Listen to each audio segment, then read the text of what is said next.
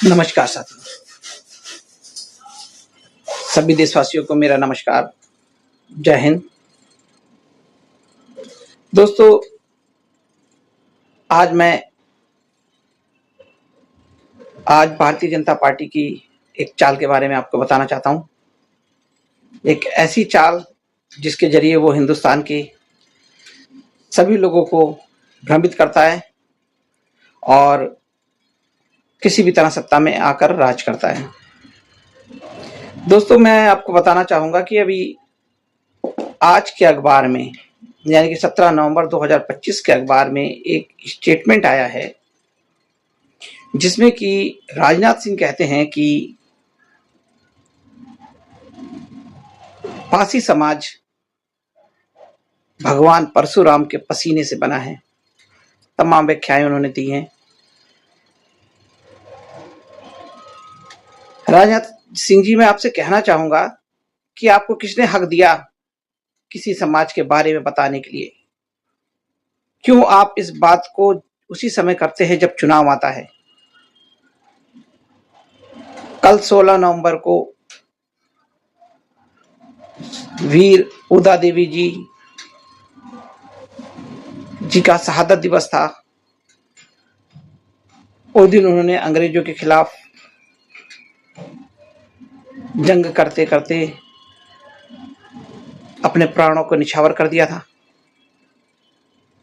ऐसी स्थिति में आपके द्वारा पासी समाज के उस मार्मिक क्षण को अपनी राजनीति को संवारने के लिए इस्तेमाल करना गलत है।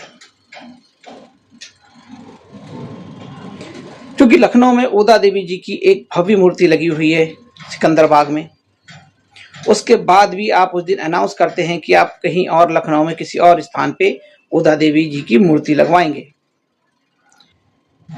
पर लखनऊ में और भी पासी समाज के, लखनऊ स्थापित करने वाले, अवध को बसाने वाले पासी समाज के बड़े बड़े सूरवीर जैसे लाखन पासी जी, वीरा पासी जी और पासी समाज के तमाम बड़े महान योद्धा, सूरवीर और राजा, उनके लिए कभी आप विचार नहीं करते हैं। लखनऊ में लाखन पासी की कोई मूर्ति लगाने के लिए आपने कभी कोई प्रस्ताव नहीं दिया। चूंकि चुनाव का समय है, सबसे निकटतम आपको उदा देवी जी का शहादत दिवस का मौका मिला और आपने स्टेटमेंट दे दिया। पर सबसे बड़ी बात है कि स्टेटमेंट देते समय आपने जिन शब्दों का इस्तेमाल करा, राजनाथ सिंह जी, आपको शायद यह नहीं पता है या बीजेपी वालों को यह नहीं पता है कि भगवान विष्णु के अवतारों में से एक अवतार विरह अवतार रहा है। और इस विरह अवतार में जिसने पूरी धरती को धारण करा था, उस अवतार का जो रूप आज है धरती पे, उसके पालक है पासी समाज, उसको पालते हैं। जिस रूप ने पूरी धरती को धारण करा, उस रूप के पालक है पासी समाज, अर्थात विष्णु जी के अवतार के प्रमुख रूप और अवतारों के पालक है वो। और उनके लिए आपका यह कह देना कि परशुराम जी के पसीने से, क्यों हमेशा दलित ऐसे तत्वों से उत्पन्न होता है जिसके लिए लोग कहते हैं कि पसीना बहे तो नहा लेना चाहिए, या अन्य तरह का? क्या आप पसीने को किसी भी तरह सजो के रखना चाहेंगे? नहीं, पसीना बहा के देना ही लोग उचित समझते हैं, पसीने को धो देना। तो आप भी पासी समाज को पसीना समझ के बहाने की बात करेंगे। किसका पसीना, किस अवतार का? परशुराम जी का पसीना, ये अलग बात है। पर आप ये बताइए कि पासी समाज जिसका पालक है, उसके मुख पे धरती को धारण करा गया था, ये बताने में आपको शर्म आ रही है। पर मैं आदर्श संग्राम पार्टी की तरफ से आपसे कहता हूं कि आप इस विषय में पासी समाज से माफी मांगे और पासी समाज का सम्मान करें। आदर्श संग्राम पार्टी पासी समाज के लिए रात दिन एक कर रही है, उनको आगे बढ़ाने के लिए, उनके सम्मान के लिए कार्य कर रही है।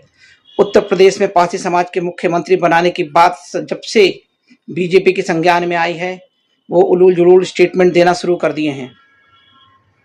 पर याद रखिए, आदर्श संग्राम पार्टी हमेशा पारसी समाज के साथ थी, है और रहेगी। उनके लिए हम काम करेंगे। साथ ही पारसी समाज एक ऐसा समाज है जो सभी समाज को सम्मान देता है।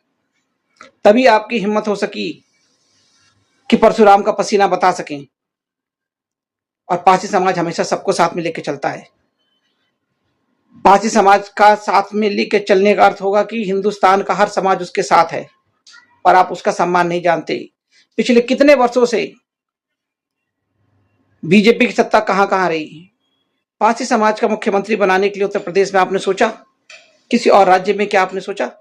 और जब आदर्श संग्राम पार्टी ने ये बीड़ा उठाया है, इस मार्ग पे चल दिए हैं और आपने अपना काम शुरू कर दिया। पर इस बार पारसी समाज भ्रमित नहीं होगा, कहीं नहीं भटकेगा। वो आदर्श संग्राम पार्टी के साथ था, है और रहेगा। और आदर्श संग्राम पार्टी उत्तर प्रदेश में 2027 में पारसी समाज का मुख्यमंत्री अवश्य बनाएगी। जय हिंद, वंदे मातरम। आदर्श संग्राम पार्टी हमेशा आपके साथ।